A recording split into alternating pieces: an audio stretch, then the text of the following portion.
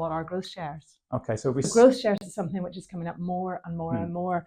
And so 3 or 4 years ago, I hadn't really heard of growth shares, but I'm seeing these become much more of a talking point, and many more businesses being very interested in what they are and how you can use those again to bring people in, either internally or externally. Yeah, and I think it's interesting. These things go. It's almost like fashions. And at one point, Trends. EMI was very trendy and very much the in thing, whereas growth shares, I think, is far more now. And partly, I think the attraction for growth shares from the individual, particularly, is that they do become a shareholder in the company from the time that they get the shares.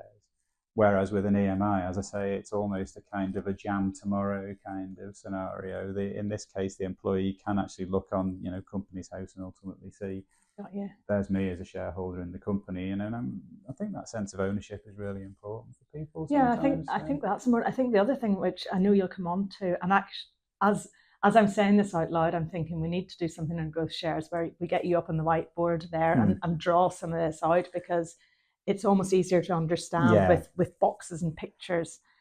But correct me if I'm wrong, but one of the big incentives as well is actually you get ownership, but there's no cost to that ownership. So there's no cost to the employee, nor is there any tax liability to either employee or employer. Yeah. Which, wow, that's it is. I mean, it's a great outcome, but again, it's got to be structured right. And I think if we take a step back, if I'm an employer and I give my employee 10% of the company for nothing, then the taxman comes along and says, well, effectively, that's kind of no different to you giving them a bonus that's equal to a value of 10% of the company, so they pay tax on that. So I think there is a downside to free shares, but growth shares are, as you say, they're structured in a specific way that means that problem doesn't arise, and or the employee doesn't actually, again, have to put their hand in their pocket. Okay, go on then. So explain that without a diagram. Right, okay, so that's a bit of a challenge in itself. We can do layers. Yeah, and I think simply put, what you're essentially saying is you're kind of saying the value that's been created up to date, that stays as mine as the business owner. Mm-hmm. You as the employee can only share in value that's created over and above what the company's worth today. So using your layers example, company's worth this. If the company stays worth that, those shares never attract any value at all, because that value still belongs to the business owner. So let's put a round figure of $1 million, just to make the numbers easy. So if the company's worth $1 million today, and the employer's given the employee growth shares, and the employer then sells the company for $1 million in 3 years' time, per growth share person gets nothing. Exactly. Yeah. Which again is linked to why it's such an incentive for them, because they know actually that if they kind of just cruise and the thing just trundles along, they end up again with, as you say, with no value. But if they work really hard and they've got, say, 10% of the growth over the £1 million. Okay, so you've got $1 million, and then we sell for $2 million. Then effectively in that situation, you've got growth of $1 million, and they get 10% of that. Okay. So they can sell those shares at the back end, and they get 10% of the value that has kind of accrued over and above the £1 million. Okay, so, interesting.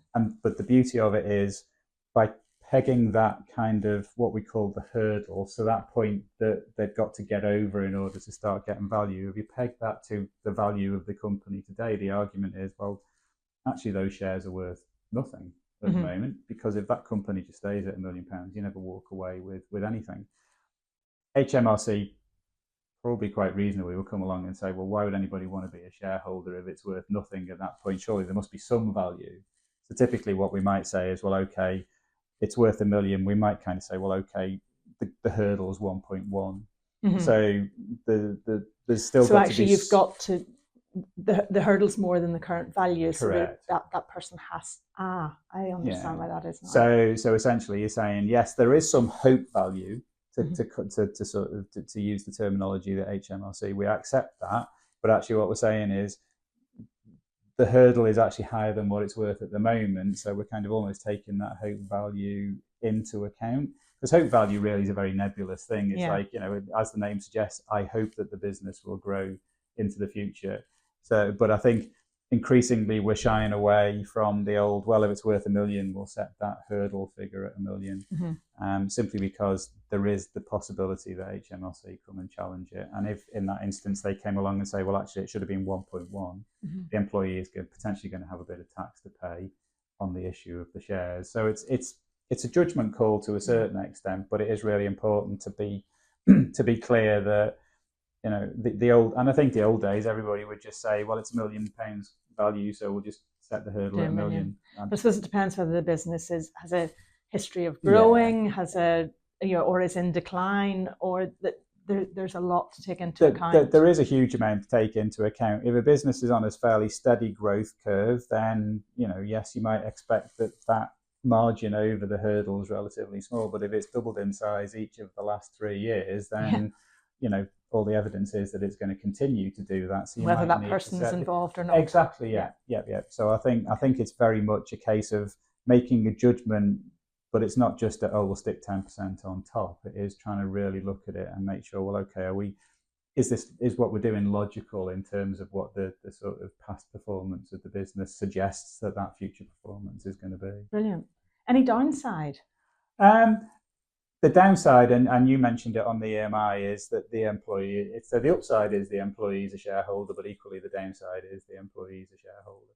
So so you're saying that's a downside for the employer. Yeah. So for the employee, it's great that they're a shareholder. For the employer, anybody who's got minority shareholders will know that sometimes they can be problematic. So again, the legals come into play. And so what you'll have is good leaver, bad leaver provisions. Now they might be in a shareholders agreement or just in the company's constitution, the articles of association. But essentially there will be a provision that says that if you're a bad leaver, effectively you will take the shares back from you when you leave the company. A bad leaver being somebody who's going to work for the competition or has left being, as opposed to somebody who's retiring. Exactly. Or God forbid retires on ill health grounds or passes away. So typically in a bad leaver situation, essentially the articles will say you get what you paid for the shares. Well, actually you paid nothing for the shares, so therefore you get nothing. Right. But in a good leaver position, sometimes they'll build in a degree of discretion that says it's at the discretion of the other shareholder to say, well, actually, if you do leave, then at our discretion, we might give you a little bit more value because we do recognise the contribution. And as you say, you're not a bad leaver because you're retiring. Unfortunately, sadly, it happens that sometimes employees pass away, in which case the employer might want to pass some value to their personal representatives or the spouse or whatever. So okay, so another question that springs to mind after you've said all of this: there's no, unlike with an EMI scheme which has an end point.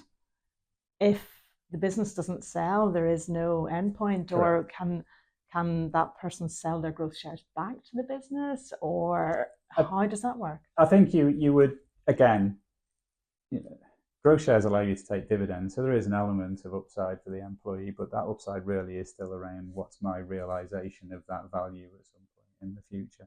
So you might say put a mechanism in place which says that if we haven't sold within 10 years, then the company might buy the shares back. Or sometimes people will go to the extent of setting up what we call an employee benefit trust. Now they've got a bit of a negative connotation because they were used for tax avoidance schemes in the past. But an employee benefit trust, an EBT, can be used almost to create a market for employees to buy and sell their shares perfectly legitimately.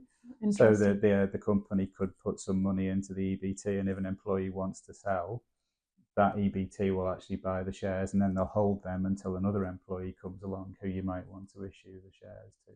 So you can create almost your own internal market, because often the problem with small companies is nobody's going to want to buy a 5% stake or a 10% stake because it just doesn't really give them any control around value. So, but again, it really needs to be part of that succession plan and that thinking about that future exit, because that's the dream you want to be selling to the employees, I'd say. And I suppose for the owners, especially in an owner-managed business, there has to be that end game, because otherwise they are potentially diluting or certainly giving some sort of shareholding without actually getting any money back, unlike an MBO, which brings us nicely on.